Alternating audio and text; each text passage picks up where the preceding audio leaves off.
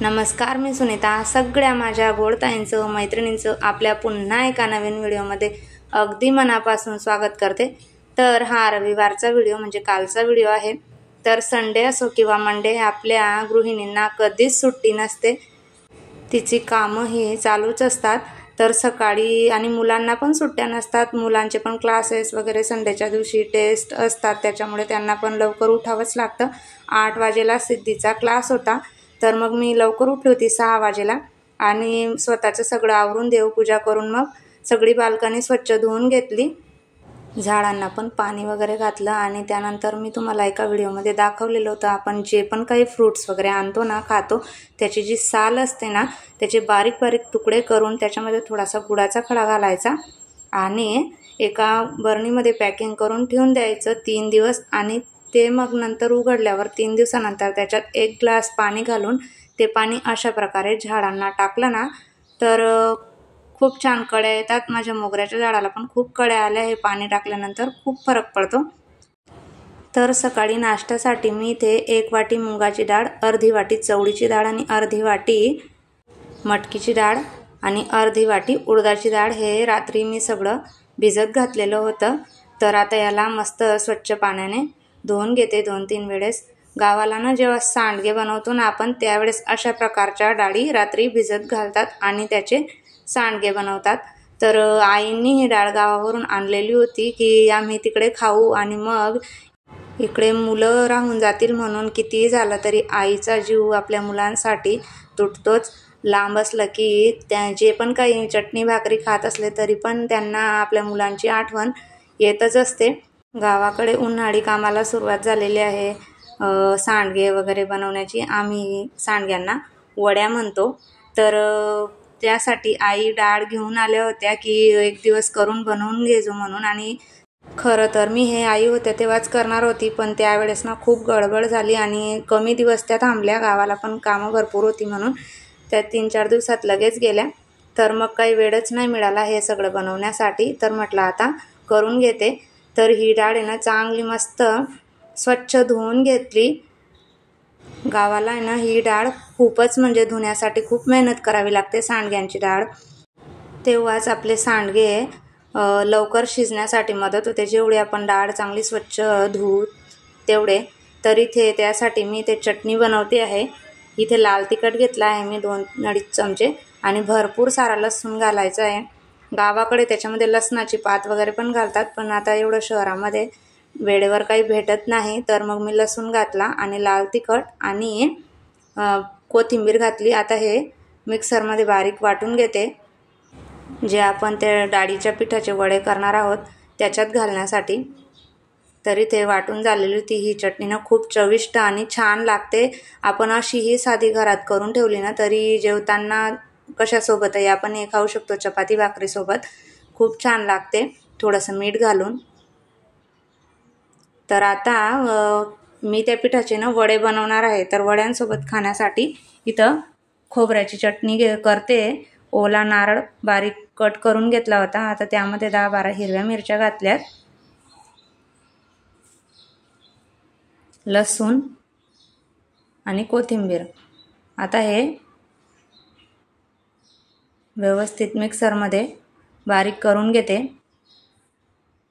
एका बाउलमध्ये काढून घेतलं हे सगळं, कारण मला त्याच्यात परत त्या ज्या भिजत घातलेल्या डाळी होत्या त्या करून घ्यायच्या होत्या, फिरवून घ्यायच्या होत्या. जास्त घट्ट वाटत होती, मग याच्यात पाणी घातलं.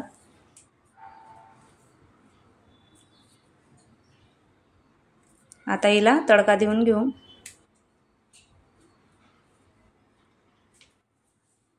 तडका पॅनमध्ये 1 पई तेल घातलं आणि जिरे, मोहरी, कढीपत्ता टाकून मस्त अशा खोबऱ्याच्या चटणीला तडका देऊन घेतला. वड्यांसोबत खोबऱ्याची चटणी छान लागते.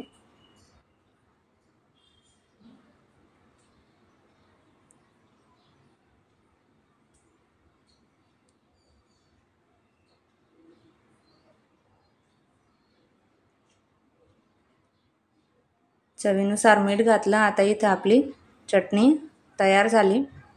आता आपण डाळ मिक्सरमध्ये बारीक वाटून घेऊ. मिक्सरमध्ये करताना पाणी घालायची गरज नाही आहे, कारण डाळ आधीच रात्रभर पाण्यात होती, त्याच्यामुळे ती आपोआप होऊन जाते पाणी न घालता मिक्सरच्या भांड्यात. आता सगळी डाळ मी ते मिक्सरमध्ये बारीक करून घेते. तुम्ही बघू शकतात किती मस्त सगळं बॅटर तयार झालेलं आहे. दुसऱ्या पातेल्यामध्ये काढून घेतलं मी ते छोटं होत होतं म्हणून. आणि इथे जिरे पावडर घातलेली आहे. ही पण आई घरूनच घेऊन आलेल्या होत्या, बारीक केलेलं जिरं. थोडंसं पूड जेवढी लागणार होती तेवढी. आणि आता इथं चवीनुसार मीठ घातलं आणि आपण बारीक करून घेतलेली चटणी आता याच्यात घालू. व्यवस्थित हे छान आपल्याला मिक्स करून घ्यायचं आहे, जेणेकरून ही चटणी व्यवस्थित याच्यात सगळीकडे मिक्स होईल. म्हणून चटणीला मुडण्यासाठी थोडा वेळ लागतो, कारण लसूण भरपूर आहे ना त्याच्यात, मग ती ओली होऊन जाते लसणानंतर आणि चिकट पण होते. त्यासाठी आपल्याला थोडं हे चांगलं फेटून घ्यावं लागतं. बघा, आता गॅसवर मी इथे पॅन ठेवलेला आहे. अगदी कमी तेलात आपण हे वडे तयार करून घेणार आहोत. जेव्हा मी लहान असताना आजीकडे राहायची ना, तर मग सांडगे बनवून झाल्यानंतर घरी पीठ आणलं की मग आजी मला अशाच पद्धतीने तव्यावरती मस्त असे छोटे छोटे वडे तळून द्यायची. खूप छान लागतात हे. तुम्ही पण एकदा नक्की ट्राय करून बघा. तर असे गोल गोल छोटे छोटे वडे आपण इथे बनवून घेऊ. तर एका ताईची कमेंट होती की होम टूर दे म्हणून. मागे पण मला वाटतं त्याच ताईची कमेंट होती की काय. तर हो ताई, मी होम टूर देणार आहे. द्यायचं आहे मला पण, होम टूर द्यायला आवडेल, पण आता ते शक्य नाही आहे अजून. तर लवकरच मी होम टूरचा व्हिडिओ पण बनवेल आणि तुमच्यासोबत शेअर करेल. आणि तसेही आपले डेलीचे व्हिडिओ आता येत आहेत, तर आपलं घर तर त्याच्यामध्ये दिसतंच आहे, पण तरी मी प्रयत्न करेलच होम टूर देण्याचा. तर तुमच्याशी बोलता बोलता इथं माझे वडे झाले होते तयार करून. आता एका साईडने व्यवस्थित भाजून घ्यायचेत आपल्याला हे, आणि एक साईड भाजली गेली की मग हळूहळू एक एक वडा आपण हा परतवून घेऊ. छान भाजला गेला होता एका साईडने.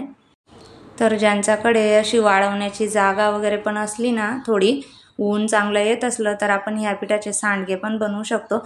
माझ्या इथं ना मार्च महिना लागला ना की ऊन कमी होऊन जातं बाल्कनीमध्ये, एवढं जास्त ऊन येत नाही तर मी करूनच बघितलं असतं हे ट्राय. आता ऊन सध्या कमी यायला लागलं आहे आणि 1 वाजेनंतर तर अजिबात जास्त ऊन राहत नाही. यांना सुकवण्यासाठी जास्त ऊन लागतं, तरच हे छान सुकले जातात सांडगे. तर असो, तुम्हाला सांडगे बनवायचे असतील तर तुम्ही अशा प्रकारे बनवू शकतात, किंवा असे वडे तुम्ही मस्त त्या पिठाचे करून पण खाऊ शकतात. तर इथे माझे वडे दोन्ही बाजूंनी छान भाजले गेले होते. तर वडे आपले तयार झालेले आहेत. हे वडे तुम्ही नारळाच्या चटणीसोबत किंवा सॉससोबत, शेंगदाण्याच्या चटणीसोबत, पुदिन्याच्या चटणीसोबत, कुठल्याही चटणीसोबत तुम्ही खाऊ शकतात. खूप छान लागतात. एकदा नक्की ट्राय करून बघा.